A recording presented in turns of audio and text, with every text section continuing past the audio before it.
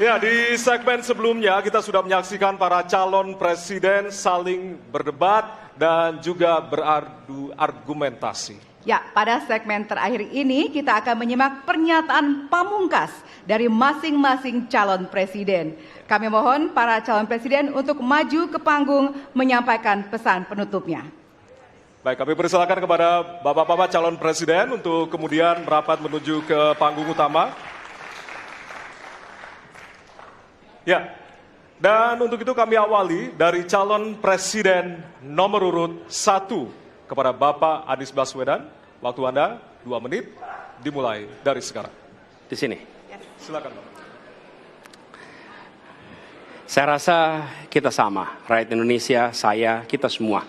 Bahwa kita menginginkan sebuah negeri di mana praktek korupsi diberantas hingga tuntas. Pemerintah memberikan pelayanan yang terbaik. Dan kemudian kita menjunjung tinggi etika. Kita sama di situ.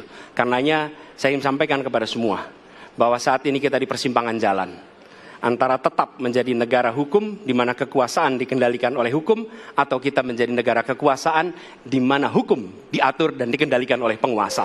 Oke? Dalam situasi itu saya ingin sampaikan ini adalah sebuah gerakan perubahan. Kita sama-sama. Kita ingin mengembalikan tetap menjadi negara hukum di mana kekuasaan dikendalikan. Dan saya ingin sampaikan bahwa etika dijunjung tinggi.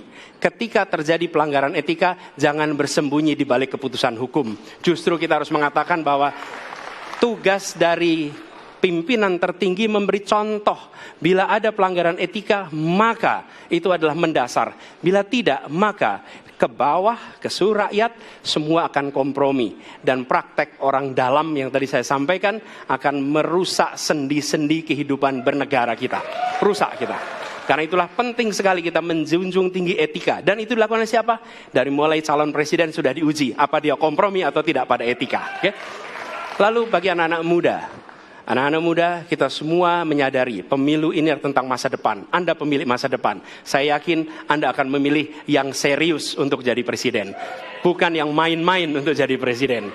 Dan ketika kita berbicara tentang masa depan, maka saya ingin sampaikan kepada semua, kebebasan berpendapat akan dijamin. Kita tidak mengizinkan lagi situasi di mana orang takut. Maka itu saya sampaikan, Wakanda no more, Indonesia forever. Baik, waktu Anda habis, Bapak. Baik, selanjutnya kami persilakan calon presiden nomor urut 2, Bapak Prabowo Subianto untuk menyampaikan pernyataan penutup. Waktu Anda 2 menit, dimulai dari sekarang. Terima kasih, saudara-saudara sekalian. Kita harus selalu ingat bahwa kemerdekaan ini didapatkan melalui proses yang sangat panjang, perjuangan yang sangat panjang, berganti-ganti negara-negara lain datang menindas kita, merampas kita, dan ini adalah hukum sejarah manusia. Yang kuat akan menindas yang lemah. Kita bersyukur kita sudah bangun suatu negara yang memiliki demokrasi dengan segala kekurangannya. Kita bersyukur semua pemimpin telah membantu menambahkan kemajuan kita. Kita ingin lebih maju, kita ingin lebih baik, kita ingin lebih adil, kita ingin hilangkan kemiskinan, dan kita ingin hilangkan korupsi. Kita negara yang sangat kaya, kekayaan kita luar biasa. Kami, Prabowo Gibran, Koalisi Indonesia Maju, siap melanjutkan fondasi yang sudah dibangun oleh pendahulu-pendahulu kita. Kita yakin Indonesia akan melompat menjadi negara hebat, negara maju, negara makmur, negara adil. Hanya dengan demikian. Tetapi syaratnya kita harus rukun, kita harus bersatu, kita tidak boleh menghasut, memecah belah. Kita tidak boleh untuk kepentingan sesaat, untuk kepentingan jangka pendek, untuk kepentingan diri kita, kelompok kita tidak boleh mengorbankan persatuan, kesatuan, kerukunan bangsa Indonesia. Hanya dengan kerukunan, hanya dengan kearifan, hanya dengan kebersihan jiwa, tidak dengan permainan kata-kata retorika, Tapi sungguh cinta tanah air Indonesia akan maju. Habis, Negara Bapak. hebat. Terima kasih. Terima kasih. Baik. Ya. Dan yang terakhir kita akan menuju ke calon presiden nomor urut 3, Bapak Ganjar Pranowo. Waktu Anda 2 menit dimulai dari sekarang. Terima kasih. Ini panggilan sejarah buat Ganjar Mahfud. Ganjar seorang anak polisi berpangkat tidak tinggi, bertugas di kecamatan. Pak Mahfud, bapaknya pegawai kecamatan. Kalau kita berada pada momentum yang sama, kami dan Pak Mahfud ini adalah orang kecil yang kalau bapaknya rapat kira-kira anggota Forkompimcam. Kami hanya di level kecamatan. Kami telah terbiasa mencoba mendengarkan keluh kesah rakyat.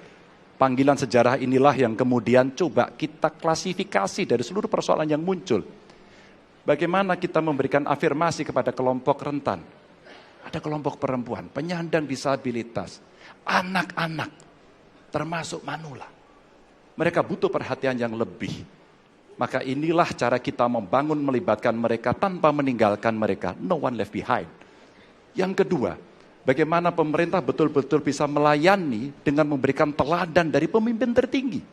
Yang anti korupsi, yang menunjukkan integritas, yang menunjukkan layanan pemerintahan yang mudah, murah, cepat, sat.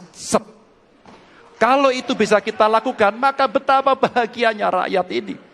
Pemerintah ini ada.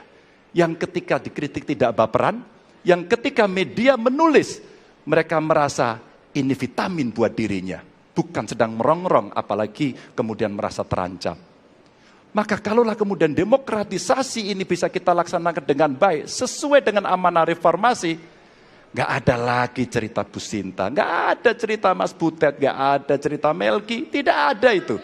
Karena dewasa kita dalam berdemokrasi, maka dalam penghormatan terhadap HAM, mari kita konsisten antara pikiran, perkataan, dan perbuatan. Dan saya berdiri bersama korban untuk keadilan. Terima kasih. Mohon maaf kalau ada kata-kata saya yang kurang. Baik, waktunya habis. Ya. Pas sekali. Baik, hadirin, kita berikan tepukan yang paling meriah untuk para calon pemimpin Indonesia.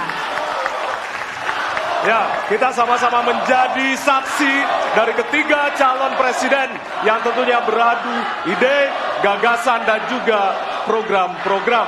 Tentunya inilah akhir dari debat pertama Capres 2024. Masih akan ada 4 debat lagi yang akan diselenggarakan oleh Komisi Pemilihan Umum Republik Indonesia.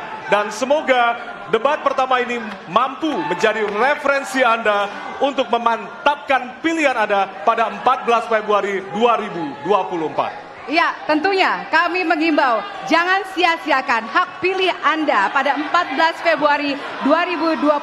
Ya. Suara Anda sangat berharga untuk menentukan masa depan Indonesia. Akhirnya, saya Valerina Daniel. Ya, dan saya Ardianto Wijaya. Selamat malam dan Sampai jumpa.